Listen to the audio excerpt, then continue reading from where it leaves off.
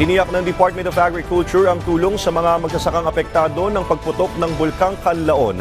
Si JP Hervas ng Radyo Pilipinas Iloilo para sa Balitang Pambansa. Tiniyak ni Department of Agriculture Negros Island Region o NIR-OIC Regional Director Jose Albert Barogo na may nakahandang tulong ang kanilang tanggapan para sa mga magsasakang apektado ng pagputok ng Bulkang Kanlaon.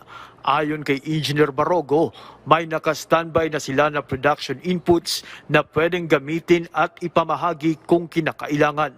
Ngunit nilinaw nito na sa ngayon ay patuloy ang kanilang pagsusuri at pagkalap ng mga kaukulang datos sa kung gaano kalawak ang naging epekto ng volcanic eruption sa lalawigan.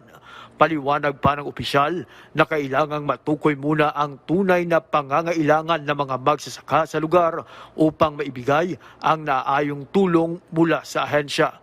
Matatandaan na muling pumutok ang Bulkang Kanlaon sa isla ng Negros noong Lunes, Disyembre 9 na nag-apekto ng higit sa 11,000 katao pati na sa mga hayop at mga pananim sa Negros Occidental at iba pang lugar sa kanlurang Kabisayaan.